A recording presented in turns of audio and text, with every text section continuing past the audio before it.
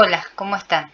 La clase de hoy, dedicada a los alumnos de cuarto A y C de lengua y literatura, se vincula con la poesía. Se trata de la tercera entrega del tercer trimestre, el primer tema. Y bueno, vamos a centrarnos en la figura de García Lorca, Federico García Lorca, un poeta y escritor, dramaturgo español. Bueno, acá lo que ven es el romance de la luna que está en el cuadernillo de lecturas. Bueno, vamos a empezar a trabajar primero con el texto que está sacado del cuadernillo, vinculado, digamos, que elaboró Nación para esta etapa de cuarentena.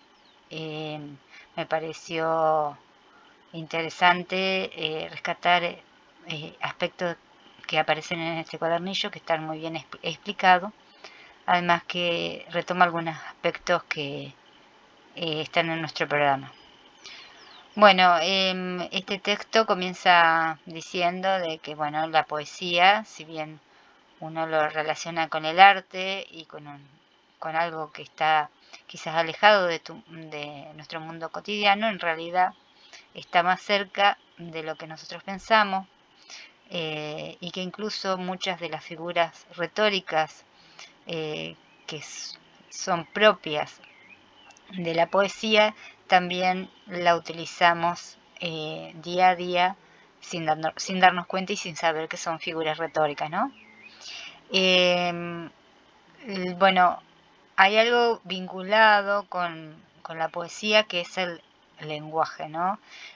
Nosotros la mayor parte del tiempo estamos hablando con un lenguaje literal, es decir, uno está expresando lo que quiere decir en forma literal, es decir, si yo quiero decir el mate está rico, digo el mate está rico. Ese es el lenguaje denotativo, que tiene coincidencia con lo que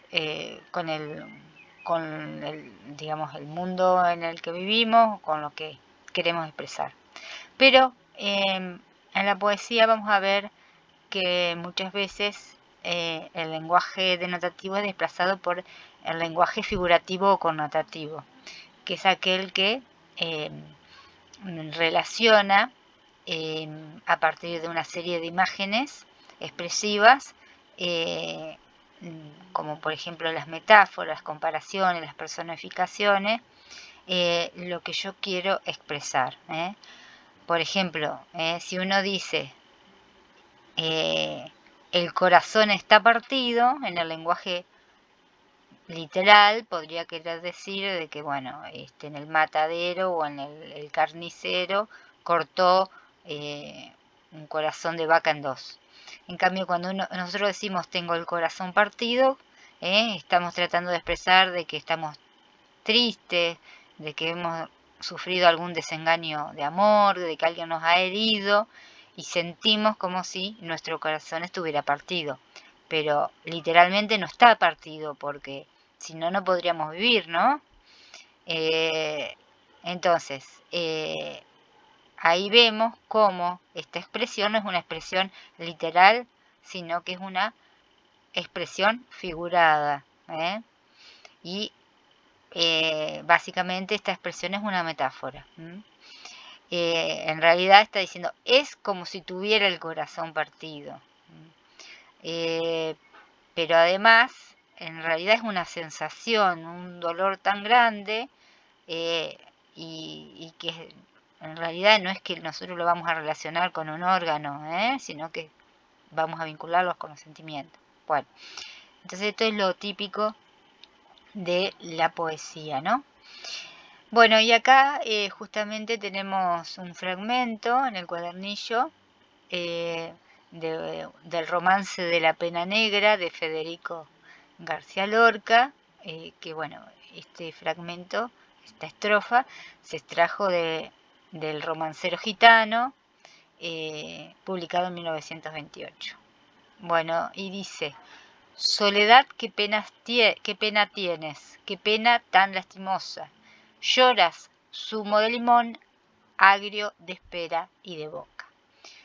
Bueno, fíjense que acá queda muy claro lo que es el lenguaje figurativo, ¿no? Nosotros cuando lloramos, bueno, quizás nuestras lágrimas sean saladas, pero no lloramos zumo de limón, pero relacionamos este llanto con el zumo de limón porque es un llanto amargo. ¿Pero qué quiere decir que es un llanto amargo? Bueno, tiene que ver con un sentimiento. Nosotros le decimos amargura, es decir, le decimos que estamos amargados cuando estamos tristes en realidad, pero y lo relacionamos con una sensación desagradable. Bueno, pero esto es una sinestesia, ¿por qué?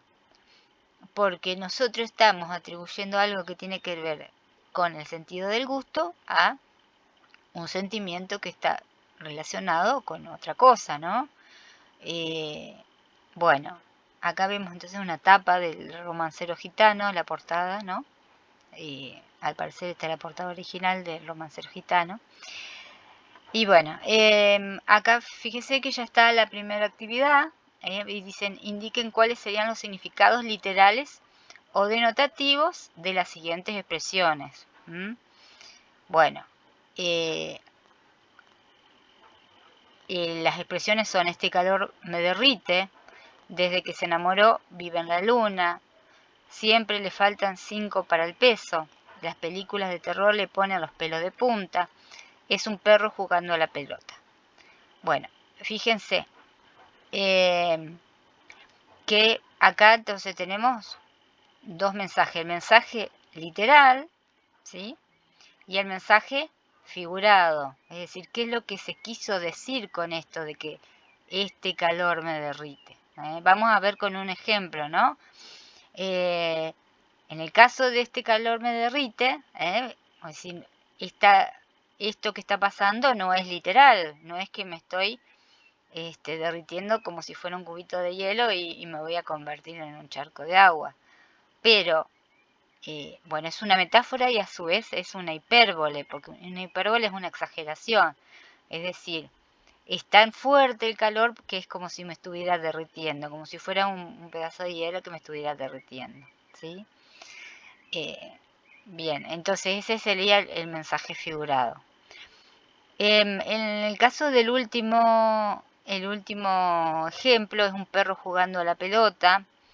Uno podría decir, bueno, si nosotros lo tomamos literal, podemos imaginarnos un perro, perdón, corriendo detrás de una pelota en el campo, como hemos visto seguramente en algún video de YouTube, perros jugando a la pelota. Pero también puede querer decir que es malo jugando a la pelota, es decir, perro no acá como un sustantivo, sino pensado como un adjetivo, es decir, en la lengua común, decir que alguien es un perro haciendo algo es decir que no es hábil en eso que está haciendo, ¿no?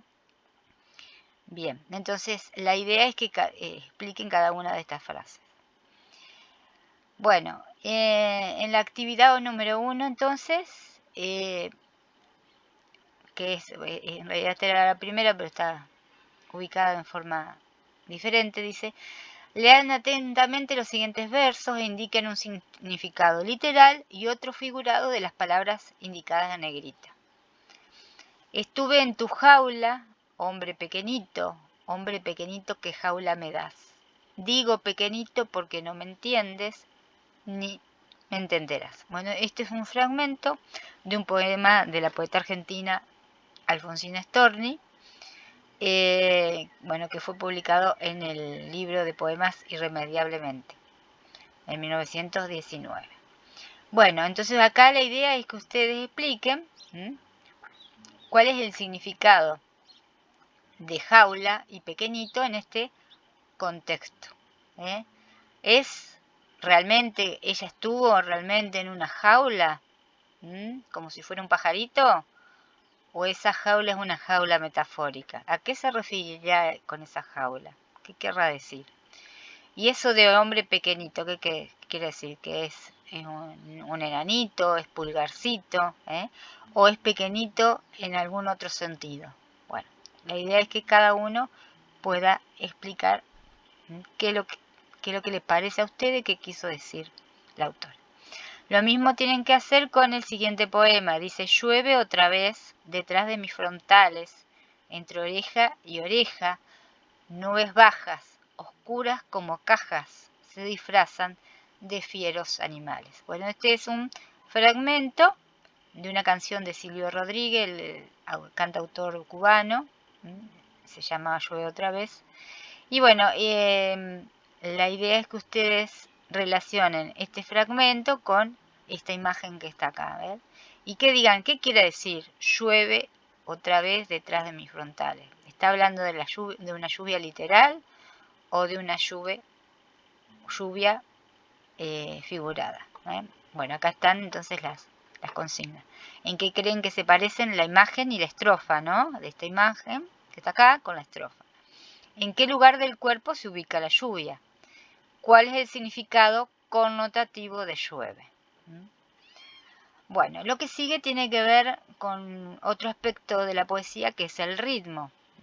Una de las principales características de la poesía, la que más la acerca a la música y a la corporalidad, es el ritmo, llamado también armonía. Nosotros tenemos que, para comprender esto, este parecido entre la poesía y la música, tenemos que ver cuál es el origen de la poesía, ¿no? La poesía, la primera poesía era la poesía lírica, ¿no? La poesía que estaba acompañada por una lira, que es un instrumento que parecía una arpa, que era el que utilizaban los griegos, ¿no? Y bueno, es decir que de alguna forma los primeros poemas eran como letras de canciones, ¿no?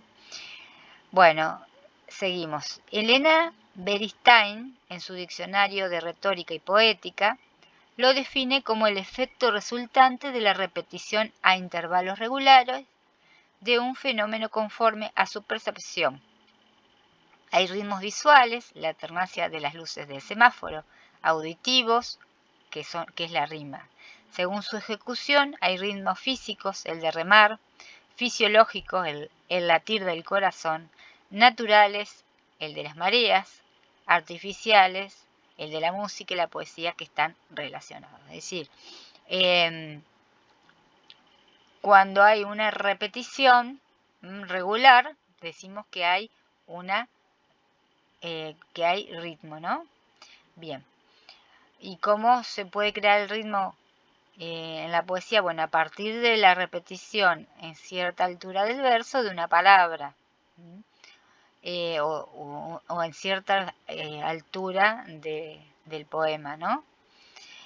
Bueno, vamos a ver un ejemplo. Acá, este poema de Nicolás Guillén, que se llama Canto Negro, que fue publicado en su libro en Songoro Kosongo. Bueno, vamos a empezar a leerlo. Yamambo, yamambé, repica el congo solongo, repica el negro bien negro, congo solongo del songo, baila yambó sobre un pie. Mamatomba serembé cuserembá, el negro canta y se ajuma, el negro se ajuma y canta, el negro canta y se va. Acuememe serembó, ae yambó, ae. Tamba, tamba, tamba, tamba, tamba del negro que tumba, tumba del negro caramba, caramba que el negro tumba, yamba, yambó, yambambé. Bueno, fíjense que acá podemos ver la repetición, ¿sí? No solamente la repetición de prácticamente un verso completo, yamambó, yamambé, yamambó, acá yambó, repite de nuevo, y acá yamba, yambó, yambambé, sino también tenemos la repetición de sonidos o fonemas, que ahora ya vamos a ver cómo se llaman, ¿sí? que le dan un ritmo altamente musical a este poema, ¿no? Bueno, vamos a ver entonces. Dice, según esta definición, es decir, la definición de ritmo, muchos aspectos de la vida cotidiana se relacionan con lo rítmico, es decir, con lo que se repite en forma regular. Pero la poesía lo construye de una manera artificial y compleja. El ritmo poético se constituye a través de varios procedimientos. El uso de versos, palabras escritas en una línea, estrofas, conjunto de versos divididos por espacios en blanco, por la métrica, que es la cantidad de sílabas de cada verso, la rima, que es la coincidencia de los sonidos finales entre versos a partir de la última vocal acentuada de cada uno de ellos, y las figuras retóricas que veremos en el próximo apartado. Bueno, actividad 2. Relean la definición de ritmo de Bernstein, es decir, esta que está acá, el ritmo en la poesía, e indiquen cuáles de esos ritmos forman parte de sus vidas cotidianas. Hacer gimnasia, bailar, cantar, leer poesía, etc. Es decir, qué es lo que ustedes hacen en forma repetida y en forma regular todos los días, como si fuera una costumbre, ¿no? Bien, y en la B realicen las siguientes consignas a partir de la lectura del poema Canto Negro de Nicolás Guillén.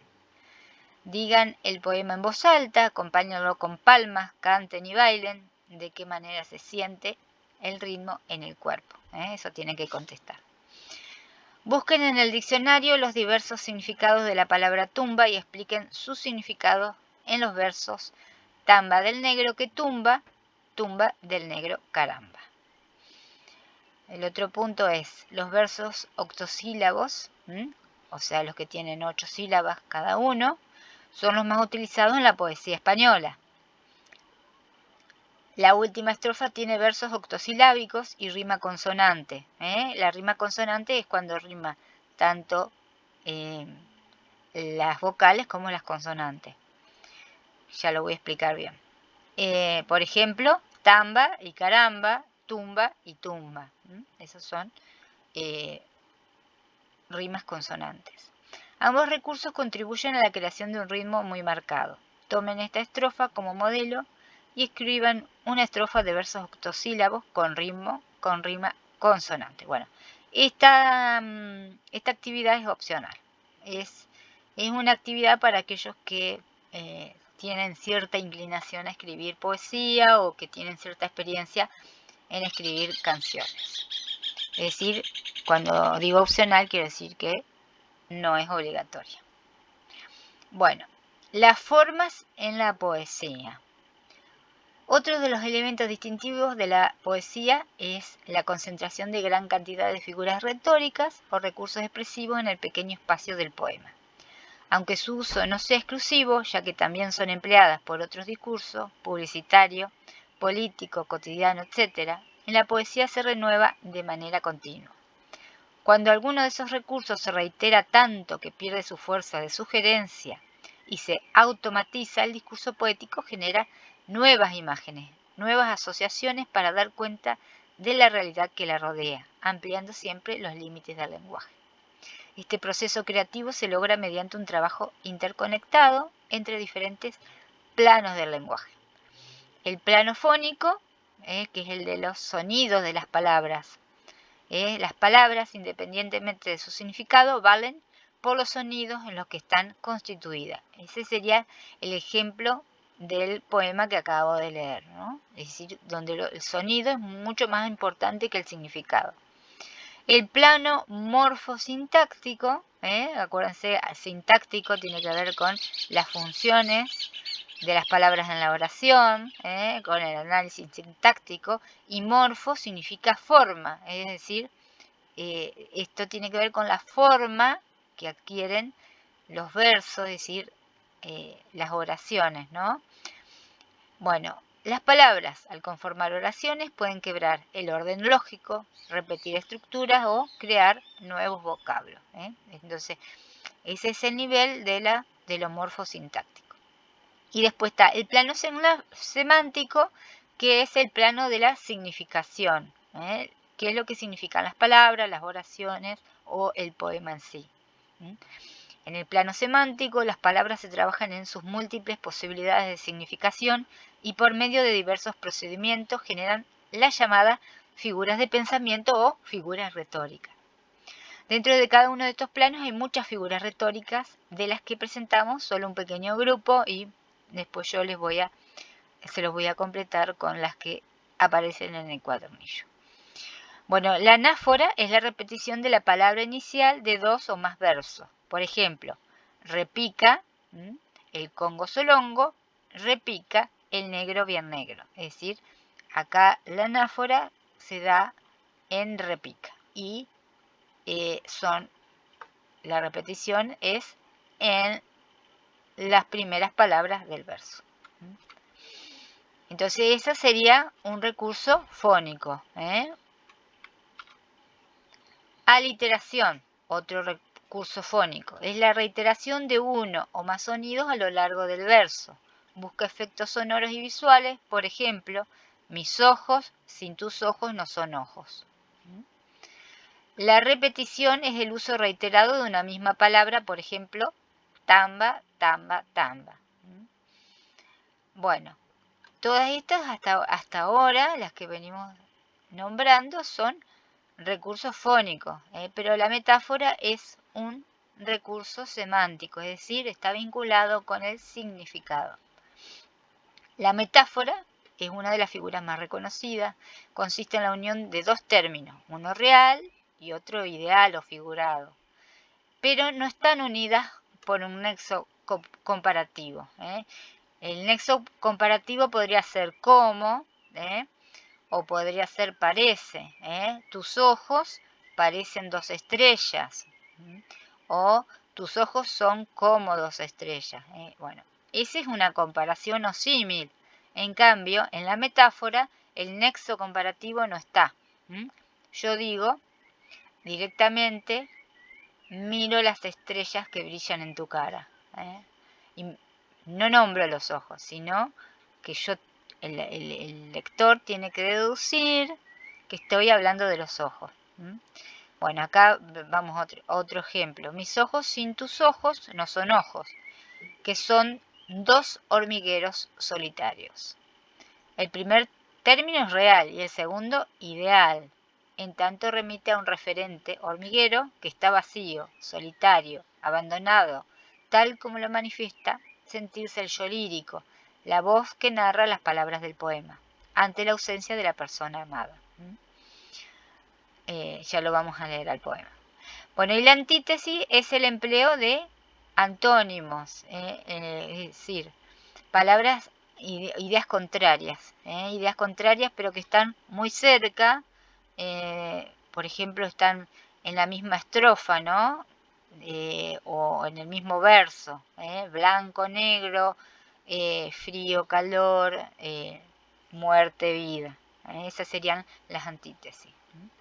Acá la antítesis sería que en ti principia amor y en mí termina. Bueno, vamos entonces a la actividad 3. Dice, lean atentamente el siguiente poema de Miguel Hernández e indiquen qué otras metáforas encuentran, aparte de la que aparece ahí, ¿no? En el ejemplo. ¿Cómo se genera la antítesis entre un yo presente y un tú ausente?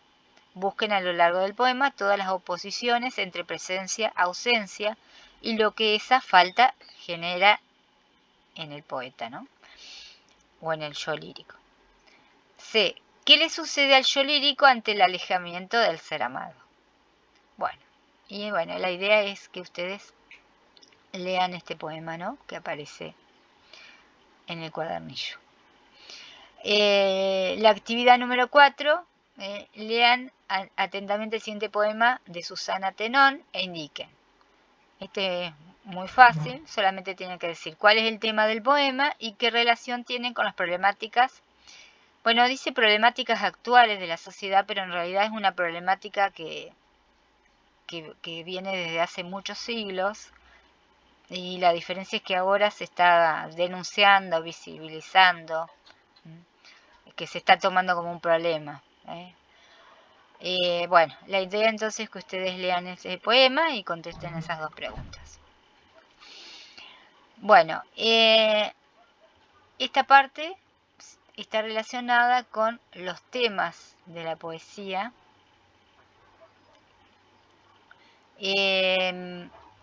Dice, aunque suele creerse que el tema de la poesía es solamente el amor, existen muchos poemas que tratan asuntos muy divertidos. La naturaleza, los objetos que nos rodean, las mascotas, la soledad, la muerte, la crítica social, el humor y la poesía mismo, entre otros.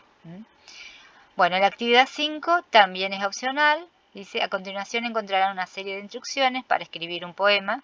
Les proponemos que la sigan y elaboren su propia poesía. Bueno, entonces les sugiere que para escribir un poema, buscar un lugar de la casa que más les guste, elijan un momento del día que más les agrade. Bueno, obviamente que busquen un papel y un lápiz, o puede ser también un celular con lo que ustedes escriben. Y bueno, dice, dejen fluir pensamientos y emociones con absoluta libertad. Elijan algún tema, algo que a ustedes les gustaría expresar, un sonido, imagen que les llame la atención. Tómenlo como base del poema y escriban todo lo que se les ocurra. Vuelvan a leer lo escrito y despójenlo de todo lo que suene a lugar común, es decir, a una palabra vulgar, ¿no? Después dice, relean el apartado lenguaje literal y figurado, compárenlo con sus escritos, eliminen lo literal y reemplácenlo por un lenguaje figurado. Bueno, relean el apartado el ritmo en la poesía y busquen la manera de darle ritmo al poema, o sea, con la repetición quizás de alguna palabra o de algún verso, ¿no? Ya sea a través de la métrica, la rima o los recursos expresivos. Relean el apartado las formas de la poesía y elijan una figura retórica y utilícenla en el poema. Bueno, todo esto es opcional. Bueno, y acá vamos a explicar algunas de las cuestiones que aparecen ahí. Una de ellas es la métrica. Yo suelo elegir este poema de Francisco Luis Bernarde, que se trata de un soneto, porque podemos encontrar muy fáciles los ejemplos que necesito desarrollar para que ustedes comprendan cuestiones como la rima o como la métrica, ¿no? Bien, la métrica del verso tiene que ver con la medida del verso, ¿no? Y bueno, en el caso del soneto, que es un tipo de poema tradicional que está formado por dos cuartetos, es decir, dos estrofas que tienen 4 versos cada uno, cada línea o cada renglón es un verso, ¿no? Bueno, entonces acá vemos que tenemos 1, 2, 3, 4, 1, 2, 3, 4, ¿sí? Son dos cuartetos. Y tiene dos tercetos, 1, 2, 3, 1, 2, 3. Es decir, son 3 versos. Bueno, cada uno de estos cuartetos, cada una de estas estrofas, ¿sí? Cada uno de los versos tienen 11 sílabas. Entonces yo cuento si, pa, ra, re, co, bra, lo, re, co, bra, do, lo divido en sílabas y me da 11, ¿sí? Salvo en algunas excepciones. En las excepciones, o sea, ¿por qué busco 11? Porque los sonetos, por lo menos los sonetos tradicionales, suelen tener 11 sílabas, ¿sí? Es como una norma de este tipo de sonetos. Entonces, el poeta de alguna forma tiene que ajustarse a esa norma. Pero ¿qué es lo que pasa cuando lo que quiere expresar no se ajusta a esta norma? Bueno, va a tratar de buscar el recurso de la sinalefa, ¿sí? O el de la diéresis. Cuando hay un hiato, ¿no es cierto? Bueno, acá vamos a ver si nosotros contamos, son 12. 1, 2, 3, 4, 5, 6, 7, 8, 9, 10, 11, 12. ¿Sí? ¿Qué hace entonces en este caso el poeta? Bueno, le sobran 2. Busca, por ejemplo, en este caso, palabras que terminan en una vocal y busca una palabra que empiece con vocal. Entonces, acá es como que se une, la A se une con la E y forman como como si fuera una sola sílaba, y lo leo como todo junto, sí para estar, es como que se junta cuando lo estoy leyendo, ¿no? Entonces, esto cuando termina con una vocal y empieza con otra, se cuenta como una sola, ¿sí? Lo mismo pasa con esta, termina con vocal y empieza con vocal y la cuento como una sola. Entonces a esto le resto 2 y me quedan nuevamente 11. ¿Y qué es lo que pasa cuando me faltan? Bueno, lo que puedo hacer es buscar una palabra que digamos que tenga un diptongo con una vocal abierta y una cerrada, en este caso una cerrada y una abierta, y la separo en sílabas. La palabra suave, por ejemplo, se debería dividir en SUA, B en 2. Pero lo que hago yo en este caso es separar la U de la A y la convierto en 3 sílabas, entonces le puedo sumar 1. Bien, entonces si el poema tiene 10 sílabas, busco alguna palabra que me permita hacer esta división buscando una palabra que tenga diptongo, ¿no? Bueno, otra cuestión que aparece acá es la rima. Los poemas, los sonetos tienen rima consonante. ¿Qué quiere decir que es consonante? Que rima tanto las vocales como las consonantes. Entonces, ado rima con, de recobrado, rima con soportado. Yo solamente tomo, en este caso, las 3 últimas letras. Ado, ado. Y perdido rima con conseguido. Entonces, ¿cómo hago yo para determinar qué tipo de sílaba tiene? Bueno, a la primer tipo de sílaba le pongo la letra A mayúscula. Entonces, ado, le ponemos A y soportado A. Y a la segunda le ponemos B. Bueno, vamos a ver que estas a su vez van a rimar con el primer verso de la siguiente estrofa, ¿sí? Y con el último verso también. Enamorado, llorado. Entonces le pongo A. Y a esta otra, herido y sufrido, rima con perdido y seguido. Entonces esa le pongo B. Entonces, esto es lo que se llama la rima aba. Forma la palabra aba.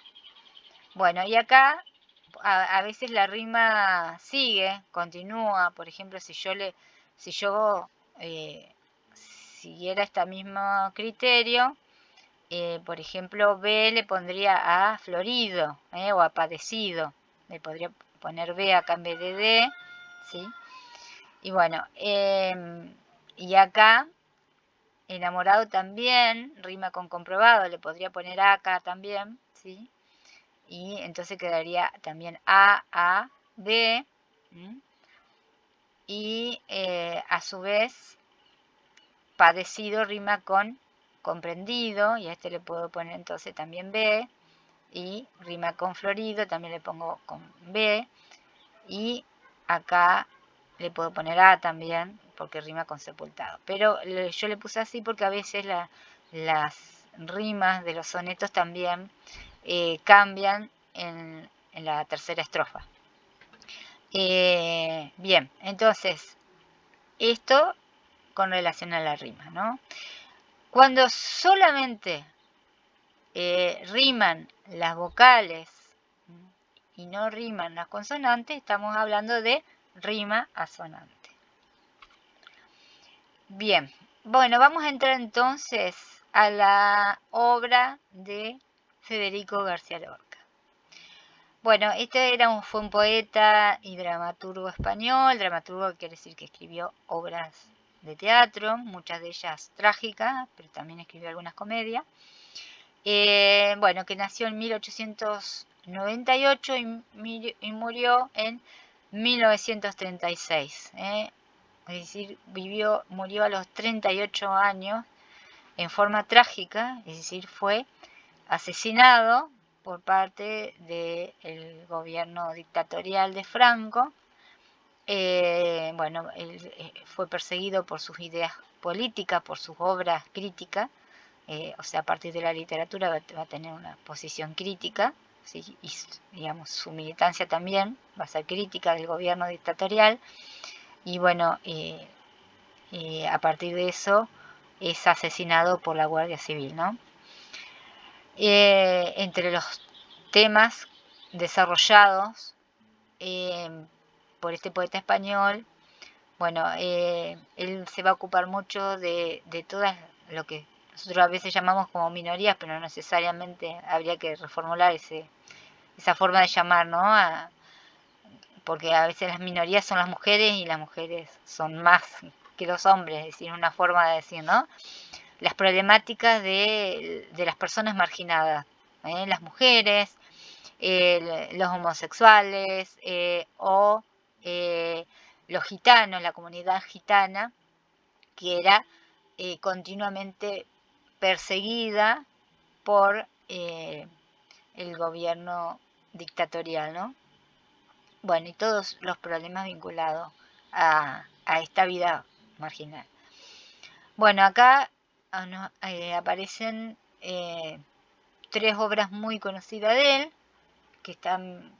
que hablan de la problemática del mundo gitano, ¿no? Y también de la música, ¿no? De la música típica como la soleá, ¿sí? Es decir, los poemas son muy musicales y uno cuando los lee les recuerda a la música española, principalmente a, a, las, a los cantos de origen gitano, ¿no? Por eso al cante junto sería una de esas formas musicales propia de la comunidad gitana, ¿no? Bueno, el romance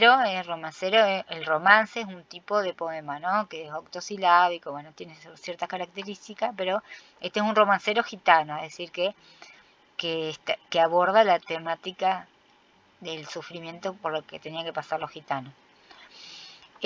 Bueno, esta poesía es como más tradicional, ¿no? Y bueno, está vinculada con eso.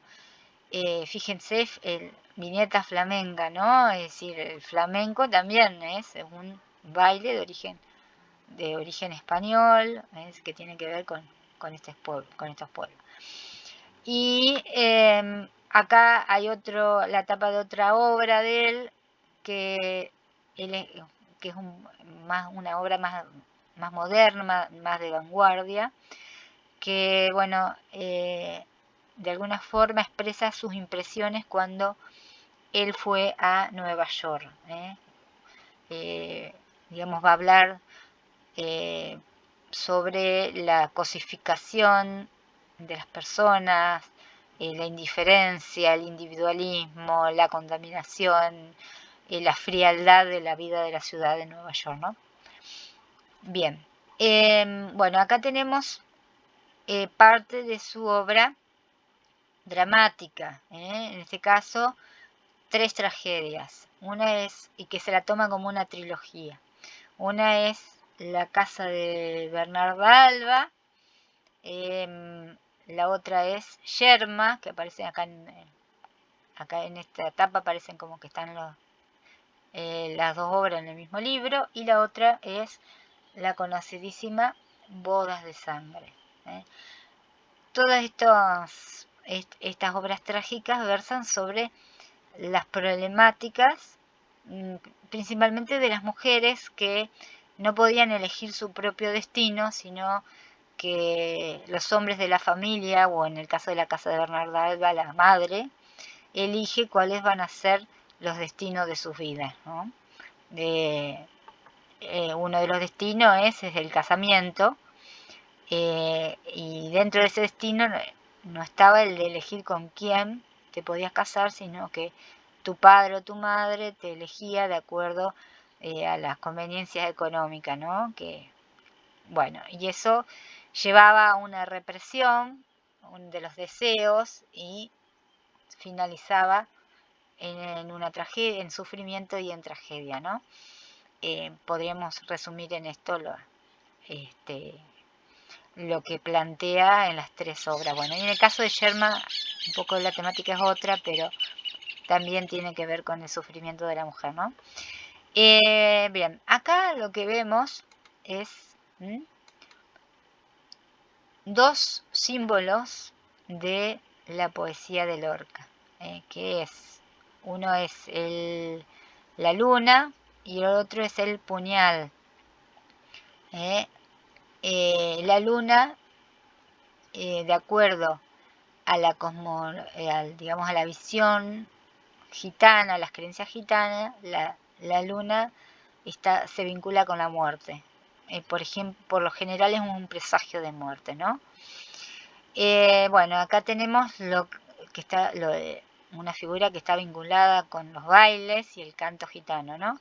Y acá tenemos otro símbolo de digamos, otro símbolo lorquiano, que sería el jinete, ¿no? El jinete que puede simbolizar, depende del poema, la pasión o la pasión desenfrenada, la pasión sexual o amorosa, o también puede significar la muerte, como lo podemos ver en Bodas de Sangre. Bueno, y acá tenemos uno de los poemas, solamente un fragmento, que los traje para que, bueno, ustedes puedan observar cómo se cuentan las rimas, así como están divididas. Vamos a ver que acá, preciosa llena de miedo, 1, 2, 3, 4, 5, 6, 7, 8. Recuerdan que anteriormente yo les había leído que la poesía española típicamente suele tener 8 versos y más, 8 sílabas, cada verso 8 sílabas, y más en el caso de los romances, ¿no? Y también se los traje a colación porque este poema tiene rima asonante. El soneto que habíamos visto hoy tenía rima consonante y este tiene rima asonante, es decir, solamente riman las vocales. Por ejemplo, acá tenemos la O, miedo, pinos, tiene, ingleses, o sea, ahí tenemos I y E. Y a su vez pinos podemos decir que rima con gritos. Bueno, ahí en este caso es consonante, pero no es lo que prevalece. Lo que prevalece es la rima asonante, es decir, solamente riman las vocales. Este es un fragmento, este es un ejemplo de poema alegórico, donde el aire tiene una connotación sexual violenta, es decir, el aire o el viento es como si fuera una especie de violador, ¿sí? Bueno, todo este poema es una alegoría, es decir, una metáfora continuada. Dice, preciosa, llena de miedo, entra, este es un fragmento, no empieza así el poema, ¿no? Más o menos en el medio del poema. Dice, preciosa, llena de miedo, entra en la casa que tiene, más arriba de los pinos, el cónsul de los ingleses. Asustados por los gritos, 3 carabineros vienen. Sus negras, o sea, el carabinero era las fuerzas policiales del régimen. 3 carabineros vienen, sus negras capas ceñidas y los gorros en las sienes.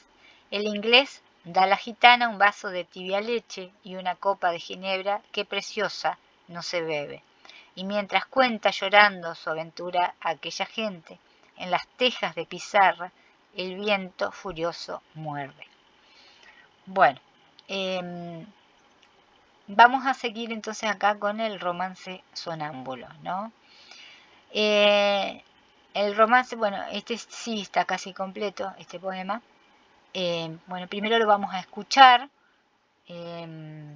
y después lo vamos a analizar.